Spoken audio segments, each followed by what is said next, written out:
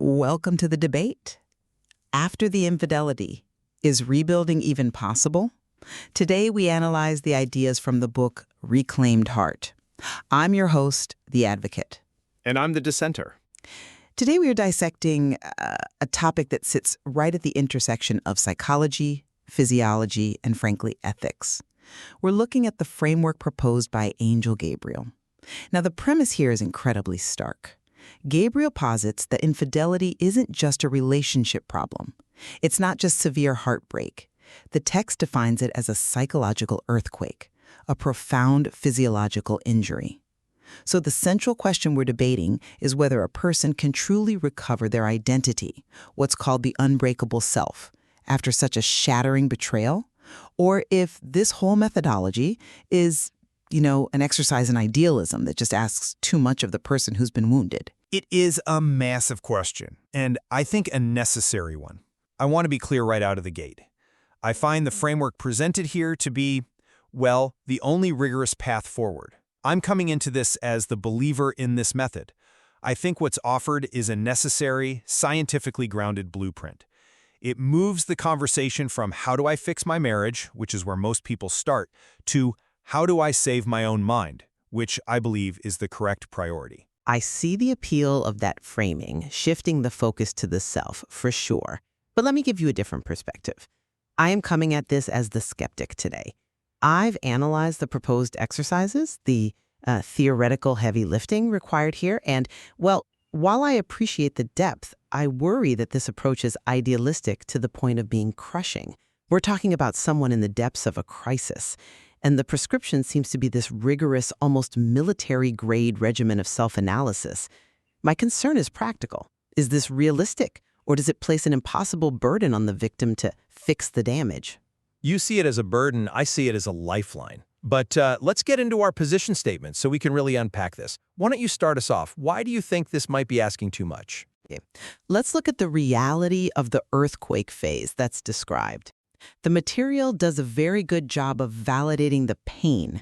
It describes the immediate aftermath not as sadness, but as a primal shockwave. It talks about betrayal blindness, where the mind literally cannot process reality because the person you rely on for survival is also the source of the threat. It lists symptoms like relentless nausea, insomnia, racing thoughts, a complete loss of appetite. Which validates that this is a physiological injury, not just emotional. Precisely, but that is exactly where my skepticism begins. If I am the person living through this, and I am, say, vomiting from anxiety because my partner has been living a double life, and I haven't slept in 3 days, and then this methodology tells me I need to engage in radical self-awareness and start unraveling the narrative, it just feels punitive. The proposal asks the betrayed partner to do an immense amount of work. They have to regulate their nervous system, they have to analyze their childhood, they have to set sacred boundaries. My argument is this practical? The victim is the one bleeding out, metaphorically, and this method seems to hand them a scalpel and say, okay, perform surgery on yourself. It feels like it requires a level of energy that a traumatized person simply does not have. It's a beautiful concept, this unbreakable self. But is it achievable when you can barely get out of bed? That protective instinct is valid, but I think it leads to a trap of passivity. If we don't give them tools, we just leave them in the wreckage. I believe the strength of this approach lies precisely in its refusal to offer platitudes. It doesn't say time heals all wounds. It treats infidelity as a trauma, specifically relying on Dr. Jennifer Freyd's betrayal trauma theory. The reason I'm a believer in this method is that it argues you cannot think your way out of trauma. You have to physically regulate first. You mentioned the person vomiting from anxiety. The method doesn't just tell them to get over it. It explains why that's happening. Cortisol and adrenaline are flooding the system, so the methodology starts with the body. It says stop trying to figure out the lie for a second and let's calm the vagus nerve. My core argument is that these methods are not extra work, they are life support. Without that somatic grounding, the brain stays in the danger zone. The victim stays in the fog. So while it's a heavy toolkit, it is the only logical way to handle a nervous system that has been shattered. Framing it as life support rather than homework is compelling, I'll grant you that. But I want to pressure test that. Let's move to our first core point of debate, the physiology of betrayal. the idea that the body keeps the score. The foundation of the entire method, yes. Right. So the proposal pushes this idea of somatic grounding. It suggests things like the 5-4-3-2-1 breathing exercise, holding ice cubes. Now, I'm not anti-meditation, but let's be real for a second. When you find out your spouse has a second phone and has been lying to you for years, that is a violent rupture of reality. Does the logic here really hold up? That counting 5 things you can see is going to stop the room from spinning? I mean, it feels like putting a Band-Aid on a bullet wound. The advocate in me looks at this and just says, this is insufficient. Is it really realistic to ask someone in that state to self-regulate with such subtle tools? I strongly disagree that it's insufficient. In fact, based on the neurology cited, I'd argue it's the only thing that can work in that moment. The science is clear. The body is stuck in a fight-or-flight response. The prefrontal cortex, the part of the brain that handles logic, is essentially offline. It's been hijacked. If you try to use logic like, why did they do this? While your body is flooded with stress hormones, you just spin in circles. The 5-4-3-2-1 technique isn't about fixing the problem. It's about manually overriding the vagus nerve to signal safety to the brain. You have to interrupt the trauma loop. Without those manual overrides, the brain literally can't process the narrative. It's not a Band-Aid, it's a tourniquet. It stops the bleeding so you can actually get to the hospital. Okay, I can concede the biological mechanism, but consider the fairness of it. The burden of this regulation is placed entirely on the victim. The method talks about creating safe spaces and down-regulating. Meanwhile, the betrayer is just there. It feels like the victim is being asked to become a Zen monk to survive their partner's actions. Why isn't the focus on holding the betrayer accountable immediately? Because you can't hold someone accountable if you are hyperventilating. The method doesn't let the betrayer off the hook. We'll get to that. But this phase is about triage. You have to stabilize the patient. And in this case, the patient is you. You regulate so that you can hold them accountable later with a clear head. Triage is necessary, I grant you that. But once we stabilize the patient, the methodology pivots to something I find much more, well, controversial. Let's talk about the second major area of debate, the love blueprint and looking inward. The concept of moving beyond blame. This is where the real work begins. This is where I really struggle. The proposal pivots from the betrayal to analyzing the victim's childhood. It brings in attachment theory, anxious, avoidant, secure. It asks the reader to look at their love blueprint. I have to ask, why are we analyzing my childhood when they cheated? If I'm the person reading this, I'm thinking, I didn't break the vows. Why am I under the microscope? It runs the risk of sounding an awful lot like victim blaming. I think that's misreading the intent there. The argument explicitly states the choice to betray is always unequivocally the choice of the betrayer. It clears that up right away. The purpose of the love blueprint isn't to assign fault. It's to explain the impact of the affair. For example, if you have an anxious attachment style, your response to betrayal is going to be intense preoccupation, a terrifying fear of abandonment. If you are avoidant, you might just detach and shut down. Understanding your blueprint clarifies why the betrayal hurts you in the specific way it does. It's not saying you caused it. It's saying, here's why this wound is hitting your specific weak spots. It's about breaking unconscious patterns for the future. That is a logical academic argument. But emotionally, it feels premature. This is an earthquake. After an earthquake, you look for survivors.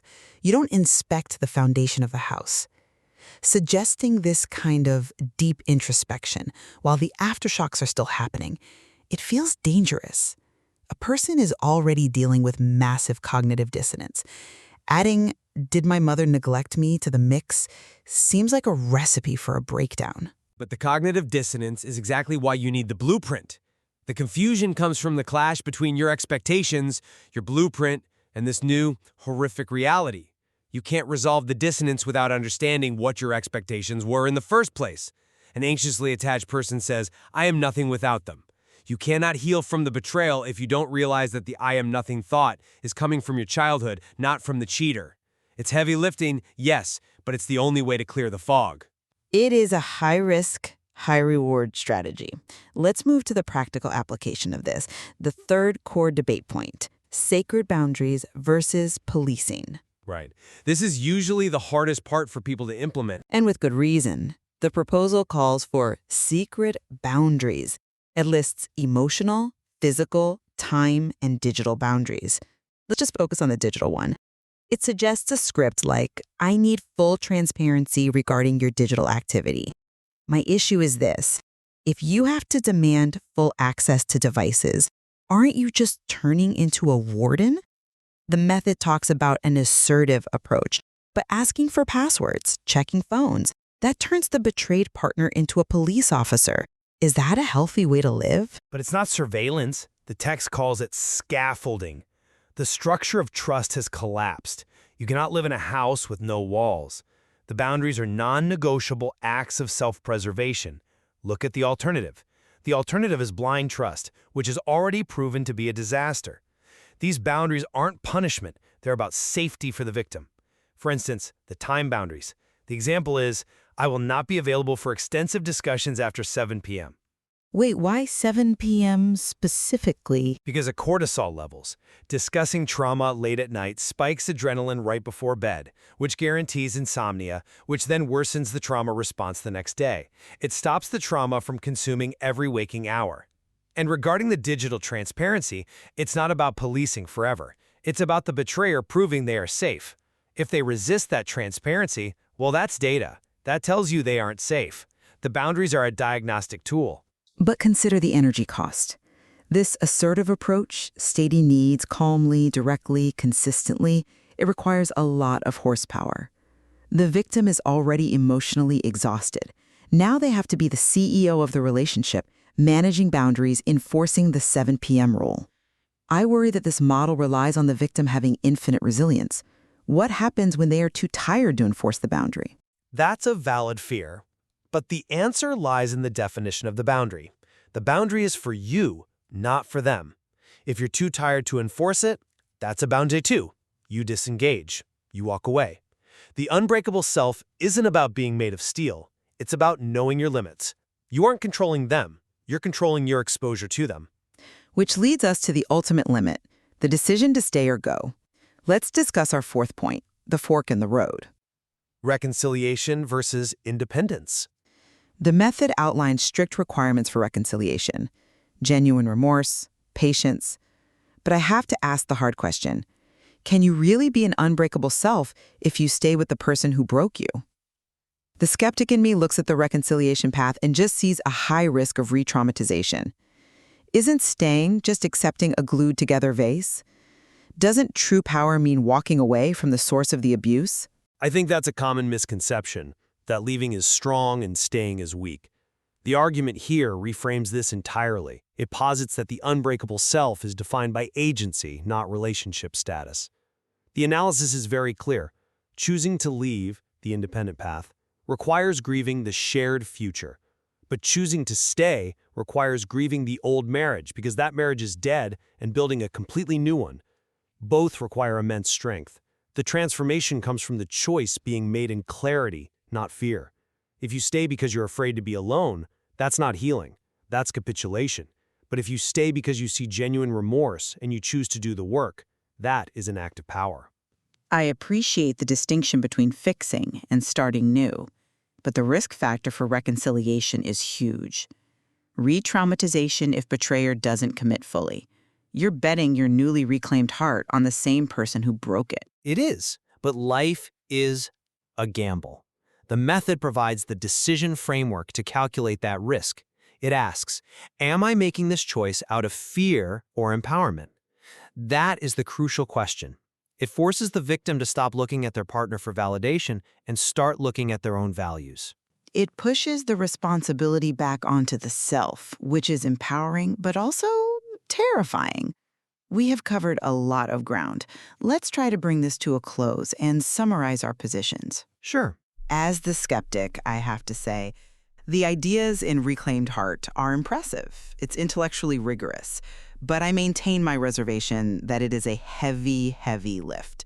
It offers a regimen that borders on overwhelming. We're talking breath work, childhood analysis, boundary enforcement, all while someone is likely grieving the death of their life as they knew it. My final verdict is that this is a heavy toolkit that works only if you have the strength to lift the tools. I worry for the reader who just wants to curl up in a ball, because this methodology tells them to get up and get to work. And as the believer, I see that work as the only way through. This framework provides a map through the fog. Without a map, you're just wandering in the dark. The unbreakable self isn't about being unhurt. It's about being able to integrate the scars. The argument is that you can't wait for the pain to subside to start living. You have to use these methods, the somatic soothing, the blueprint analysis, to make the pain subside. It moves the person from a passive role to, as the text says, the architect of your future. It is demanding, yes, but the alternative is remaining a victim. And that's why I think the method is essential. It ultimately frames the issue not as a tragedy to endure, but as a catalyst for evolution. Exactly. A catalyst.